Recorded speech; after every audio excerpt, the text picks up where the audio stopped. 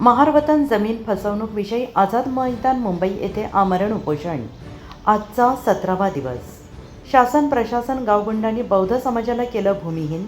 शशिकांत दारोळे मुंबई दिनांक 22। महाराष्ट्रातील महारवतन इनामी जमिनीबाबत समाजाची झालेल्या फसवणुकीविरोधात रिपब्लिकन पार्टी ऑफ इंडिया राष्ट्रीय अध्यक्ष दीपक निकाळजे, पक्षाचे उत्तर महाराष्ट्र अध्यक्ष आणि महारवतन हक्क सेवाभावी प्रतिष्ठान महाराष्ट्र अध्यक्ष शशिकांत दारोळे हे दिनांक 6 ऑगस्टपासून आझाद मैदानात बेमुदत आमरण उपोषण करत आहेत।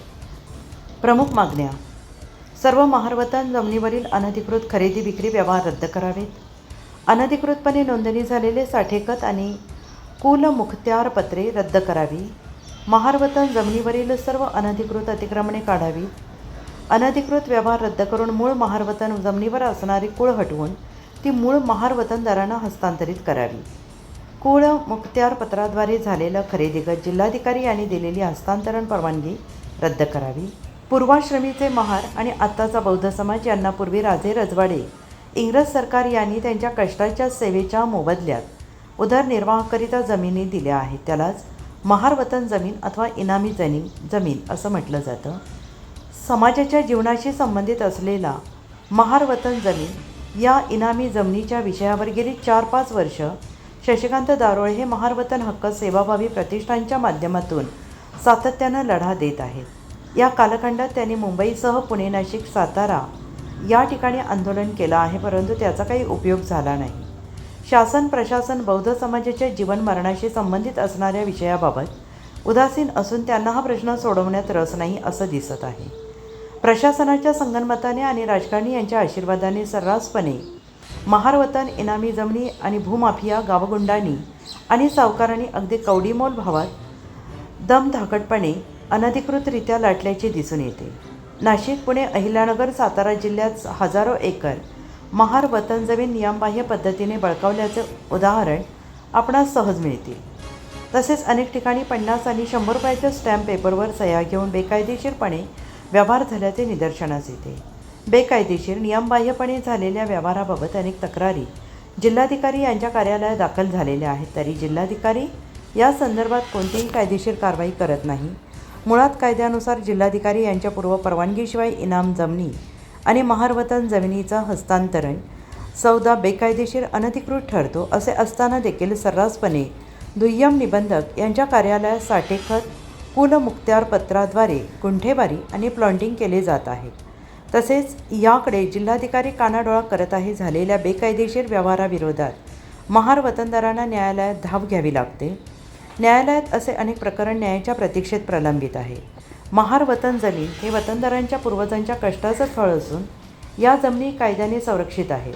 प्रशासन, सावकार, गावगुंड यांच्या संगनमताने बौद्ध समाजात त्यांच्या वडिलोपार्जित जमिनीपासून वंचित करण्याचा मोठा कट रचल्याचं दिसत आहे। या विरोधात जिल्हाधिकारी कार्यालय, आयुक्त कार्यालय, मंत्रालयात तक्रारी केल्या आहेत, तरी प्रशासन काही कारवाई करत नाही।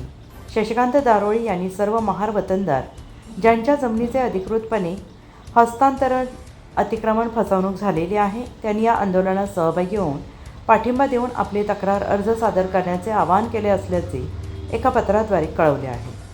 शशिकांत दारोळे 93-59-05-5213 अध्यक्ष महारवतन हक्क सेवाभावी प्रतिष्ठान। दारोळे साहेब, आपण महारवतनाच्या जमिनीसाठी आझाद मैदानामध्ये उपोषणासाठी आलेले आहेत आणि यापूर्वी आपण आले होते आझाद मैदानमध्ये, त्याच्याबद्दल सविस्तर सांगा, मला जरा माहिती द्या। जय भीम, जय संविधान। मी Shashikant Darole, Republican party of India राष्ट्रीय अध्यक्ष माननीय दीपक निकाळजे या पक्षाचा उत्तर महाराष्ट्र अध्यक्ष, तसेच महारवतन हक्क सेवाभावी प्रतिष्ठान जमीन महाराष्ट्राचा अध्यक्ष। आपण मागे 20/1/2024 रोजी आझाद मैदान मुंबई या ठिकाणीच आमरण उपोषण केलेलं आहे। ते 13 दिवस चाललं होतं। ते पण आपलं महारवतन हक्क ज्या जमिनी आहेत त्या जमिनी संदर्भामध्ये आपण आवाज उचललेला होता आणि त्याच्या संदर्भामध्ये पुन्हा आझाद मैदान या ठिकाणी 6/8/2025 रोजी आमरण उपोषण चालू केलेलं आहे। आज आपला 17वा दिवस आहे आणि या संदर्भामध्येच महारवतनाच्या ज्या जमिनी आहेत त्याच्या संदर्भामध्ये पुन्हा आपण आवाज उचलून चालू आहे। दारोळे साहेब, मला सांगा की आत्तापर्यंत शासन प्रशासनाने किती वेळा भेट दिली आहे किंवा काय म्हणजे तिथून काय उत्तर आलं आहे? आणि आता आपलं 6 तारखेला उपोषण सुरू झाल्यापासून आपल्या आत्तापर्यंत 2 बैठकाला झालेले आहेत आणि 2 बैठकीमध्ये प्रशासनाने सगळ्या प्रश्नांचे आपलं जे मागण्या आहेत सविस्तर त्या मागण्या संदर्भामध्ये चर्चा करून आता त्यांनी पुढील कारवाईसाठी जे जिल्हाधिकारी आहेत, सर्व जिल्ह्याचे म्हणजे महाराष्ट्रामधील 36च्या 36 जिल्हाधिकाऱ्यांना पत्र पाठवून त्यांचा अहवाल सादर म्हणजे घेण्यासाठी थांबलेला आहे. त्याच्यामुळे उपोषण हे सुरूच आहे आणि मंत्र्यांबरोबर पण बैठकीचं नियोजन लावलेलं आहे. त्याच्यामध्ये आता एक चालू आहे आपला त्याच्या संदर्भामध्ये आढावा. म्हणजे शासन प्रशासन दखल घेणार आहे आणि पाठपुरावा तुमचा चालूच राहणार आहे यापुढे. आणि यापुढे तुमचं काय म्हणणं काय आता यापुढे काय दुसरा पाऊल काय असणार आहे? दखल घेणं म्हणजे आमचा सविस्तर मागण्याच अशा आहेत की महारवतन जमिनी आम्हाला पूर्वजांच्या कष्टाचा मोबदला म्हणून मिळालेल्या जमिनी आहेत आणि त्या जमिनी आमच्या हक्काच्या जमिनी.